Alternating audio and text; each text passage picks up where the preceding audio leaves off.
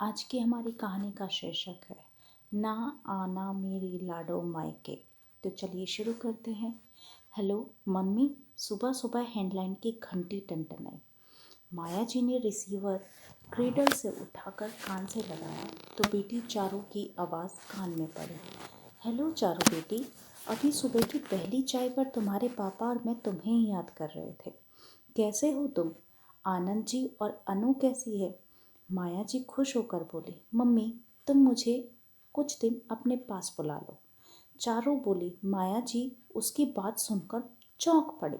नाना नाना, इससे पहले आप माया जी को ऐसी माँ समझे जो बेटी की शादी कर उससे छुटकारा पाले और बुलाना ही ना चाहे, आपकी उलझन को दूर कर देती हूँ।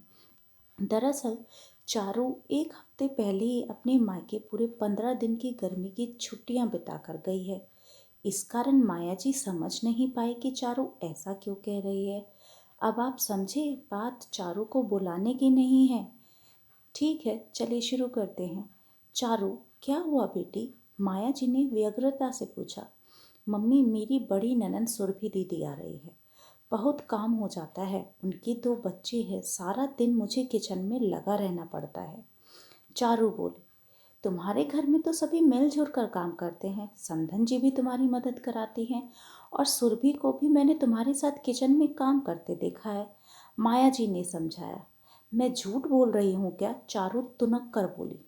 एक तो सुरभि दीदी तब आने वाली थी जब मैं आपके पास आई थी, तब तो आई नहीं। बोल रही है कि जीजा जी को उस वक्त पर कोई काम आ गया था।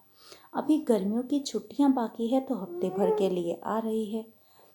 मम्मी मुझे बुला लो, कोई बहाना बनाकर मेरी सासू माँ से कह दो कि आपकी या पापा की तबीयत खराब हो गई है। मम्मी जी मना नहीं करेगी, मुझे काम वाम मुझसे नहीं होता। चारू बोलती गई। माया जी चारू के विचार जानकर हतप्रभ रह गई। चारू के सास ससुर उसको अपनी बेटी के समान रखते हैं, ना कोई रोक टोक, ना कोई काम करने के लिए कहता है। हर काम में समधन जी उसकी हेल्प करती है, जो चारू को नहीं आता वो सिखा भी देती है। पोता अनु 2 साल का है, उसका भी पूरा ध्यान रखती है। ननंद सुरभि भी बहुत मिलनसार है, चारू के साथ मिलकर जल्दी जल्दी काम निपटा देती है। बहुत बार आनंद और चारू को घर से बाहर मूवी देखने और रेस्टोरेंट भी भेजा। कोई बंधन नहीं है, कपड़े भी अपने मन से वेस्टर्न पहनती है। फिर अगर ऐसी समझदार ननंद एक हफ्ते के लिए आ रही है तो क्या परेशानी है? माया जी को पता चल गया कि चारू को एहसास कराना ही होगा कि वह ठीक नहीं कर रही है। आज नहीं तो कल भी चारू को नहीं समझा पाएंगी अगर आज चुप रहकर उसकी ये डिमांड मान ली।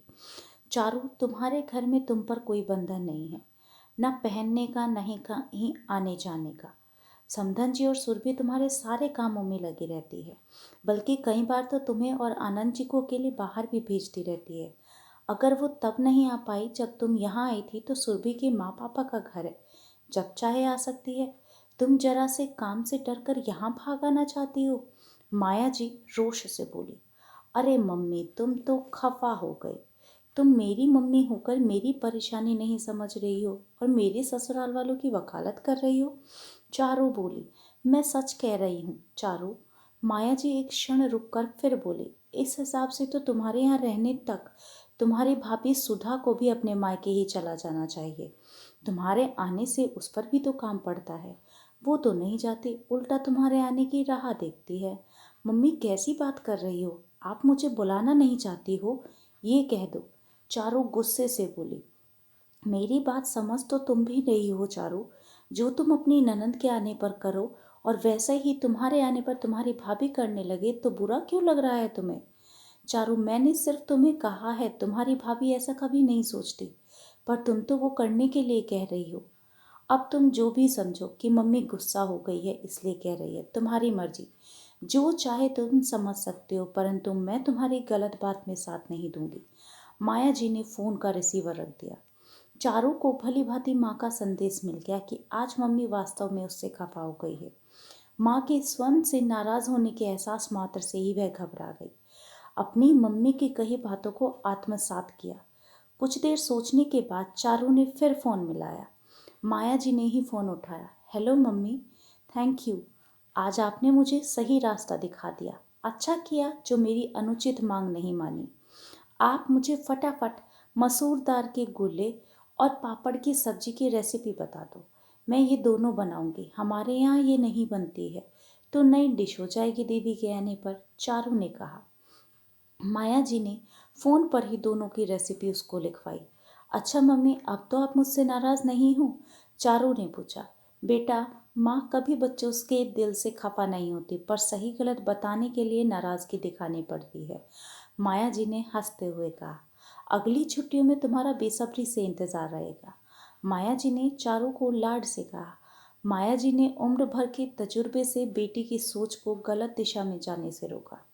शायद माँ के पास बच्चों के लिए वो ऐसी टेलीपैथी है, ऐसा एहसास है जिससे वह बच्चे को सही पथ पर लाने में कामयाब हो जाती है। देखा आपने माँ ने किस प्रकार बेटी को सही दिशा दिखाई।